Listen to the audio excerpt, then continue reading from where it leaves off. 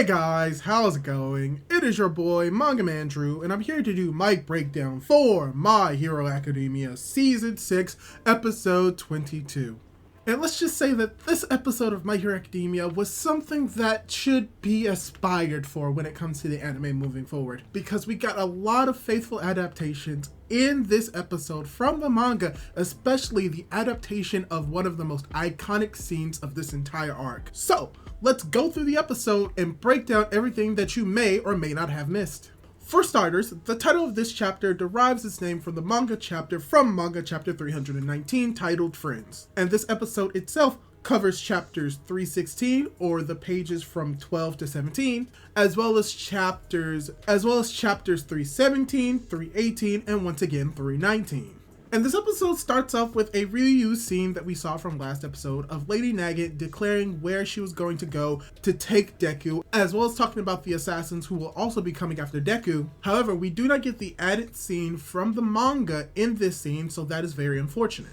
But what is interesting is that we do get the eye scene from last chapter, which will be a transition into Hibori Woods, where we get the information that this woods and this house belong to the previous creature rejection clan. As well as we get to see all of the heroes who are going to be involved in this raid on this house, as well as this is soft confirmation of all of the heroes who know about the user, as well as the quirk of One for All. But when they do go into the house, the heroes find nothing except a message from All, who does his normal All for One shtick when he monologues about Lady Nagant and how this is something that she brought upon herself, and how he brings up the idea of society and how everything that is going on is involved with human nature when it comes to a society that was built in the way that it was at that moment. As he also declares that his interest has turned towards Deku, as we get once again the red shading over Deku's face, right before an explosion comes out of nowhere and potentially does damage to the heroes. This was something that was controversial in the manga because as soon as we go from the explosion,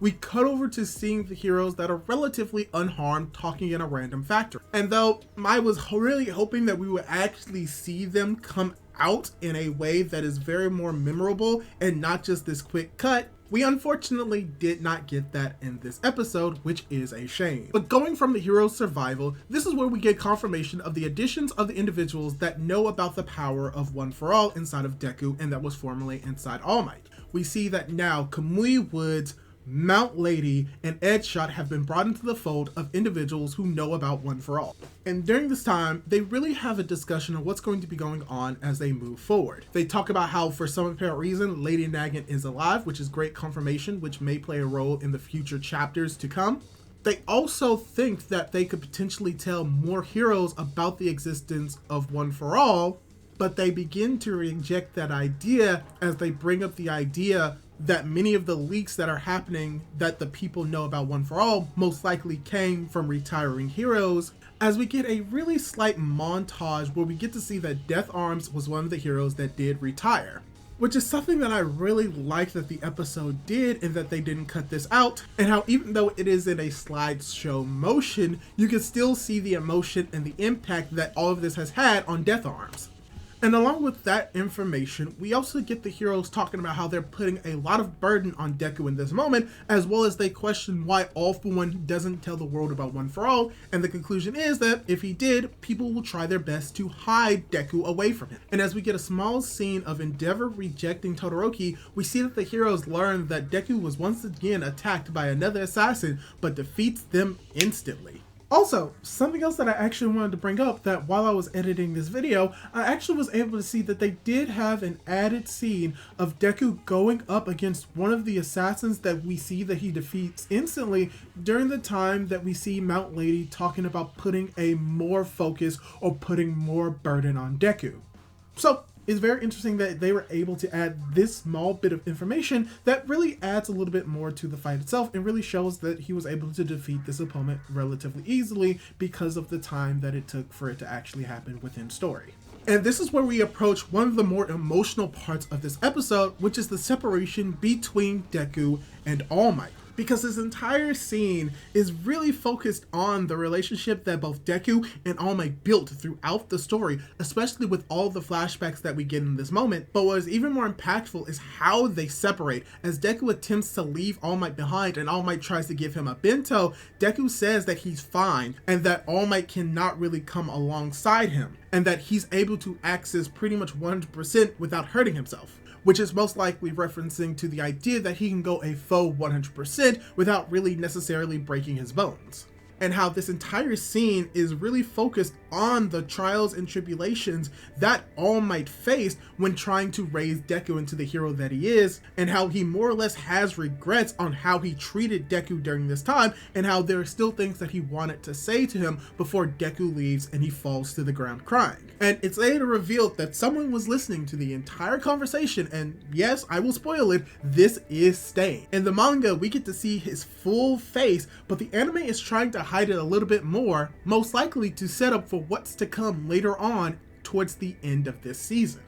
And from here, this is where we get the most iconic scene from this entire arc, the reveal of Dark Deku. And this entire scene was done fantastically. It felt very tense. It felt very ominous. And we slowly get revealed to what Deku looks like now as we hear people talking about him in the vein that he is a Nomu, or more specifically that he is a monster. As we get the full frontal view of Deku going full Dark Deku, and it looks amazing. And yes, Deku is considered Dark Deku in this arc, as well as this being the Dark Hero arc itself, for those who didn't know and still believed it to be the Vigilante Deku arc, and Deku to be Vigilante Deku. And Dark is very apt to really describe what is going on with Deku during these moments, because we begin to see Deku fall down into this darkness, as we see that Deku ignores the pleas of Endeavor when he tells him to come back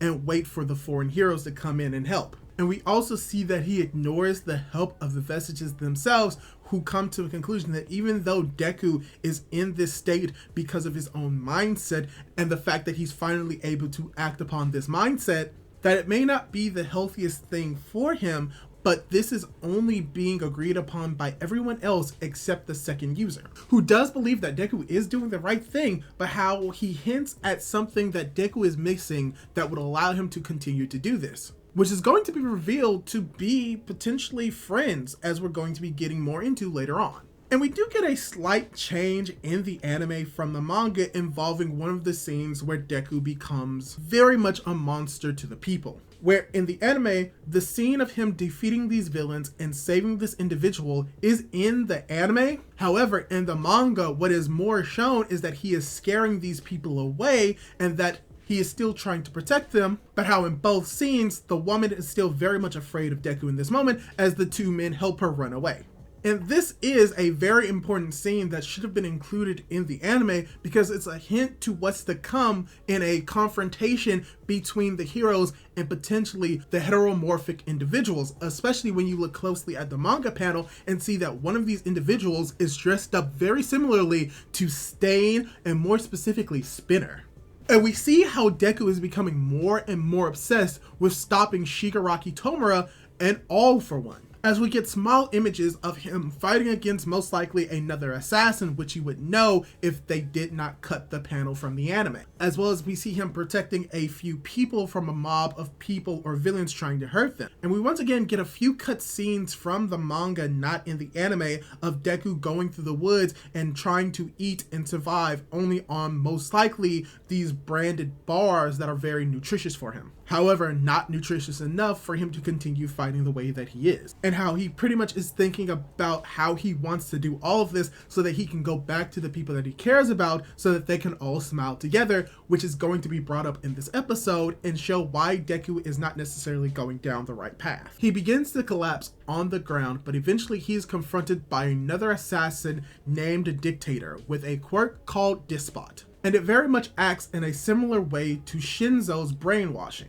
And we see that Dictator is able to control the people and surround Deku, where it appears that he's about to be captured as he is trying to find a way to save them, but no plan ever comes to mind. But luckily enough, he is saved by an AP shot that hits him in the head, and it's revealed that Bakugo is here, as well as we get the title of the episode titled Friends. And this is most likely what the second user is referring to, that Deku needs friends to help him on his journey to battle and defeat All For One and Tomura Shigaraki. And this leads into a flashback after Deku has left UA, where the students most likely learn and deduce that Deku is working alongside Endeavor, Hawks, Best Jeanist, and All Might thanks to the help of Bakugo, Tokoyami, as well as Shoto. And I will say, this entire scene is done very well when it comes to them deducing the potential of Deku working alongside these other pro heroes. And something else that we need to point out is that of all the heroes who are trying to convince themselves and try to go after Deku, Aoyama is the only one that is still being very hesitant. Once again, keep your eye on Aoyama. He may be playing an important role later on in the story. But we do see that the characters want to go after Deku, where we do see Uraraka beginning to take an initiative. And that initiative involves the students being able to trick Endeavor into seeing him inside of Nezu's office, where you have both Bakugo and Deku trying to confront Endeavor about Deku and why it won't work. And as they say this, Sero actually takes an initiative and steals the phone off of Endeavor alongside the help of other students such as Koda, Mineta, as well as Hagakure. And I really like the added scene where we see literally Shoto grabbing the phone, knocking it out of Endeavor's hand right before the students go to try and catch it. And along with that, we do get to see a speech by Koda as well as the other heroes really emphasizing why they want to go out and help Deku, as well as we just get an added little bit of dialogue from Hagakure and Mineta in this moment to really show that even though these are characters that are more or less not major players, that they still care and try and want to help Deku, which ties into Ida's speech about how they cannot just stand around and do nothing, because letting Deku do this will not allow them to smile in the future, which is what Deku believes he is doing at this moment, but is actually doing the opposite. And as the students declare that they are going to be going out and helping Deku, we once again get to see the eyes of all of the characters in this scene except for Aoyama. Once again, keep an eye out for Aoyama. He may be important. But pretty much this episode begins to wrap up with Nezu in the flashback confirming that Deku can come back to UA alongside All Might because this is their academia. And this episode ends with Deku trying to confront Class 1A, trying to tell him that he is fine and that he does not need their help. But Bakugo, in the most condescending and my favorite way, claps at him, says that, oh, it must be so hard to be the user of One for All, but saying that, does it look like we're smiling? As the rest of the students prepare to go on the offensive against Deku, as Deku begins to go full cowling, fighting against the Class 1A that he cares about the most, in a very amazing ending panel before the episode ends. So yeah, this is pretty much my breakdown for My Hero Academia Season 6, Episode 22. This episode has been able to adapt some of the best and most fan-favorite moments in this series, in this episode, in an amazing way. Going from the speech that he has with All Might, going from where Deku is going into his Dark Deku mode. Even the flashback with the students and their speeches and their dialogue is done amazingly well. Overall, without the issues of the cut panels in this episode, this is a nearly flawless adaptation of the manga source material that we've had within this entire season, if not this entire series. But yeah, you can tell that I really did enjoy it, and hopefully you enjoyed this episode as well as this video as well. And if you want to see more content like this, or you want to see me talk more about the anime, why not subscribe to my YouTube channel, and don't forget to hit that notification bell to be notified of whenever I upload more content like this. Do all that cool jazz, and hopefully I'll be able to catch you in my next video. Goodbye!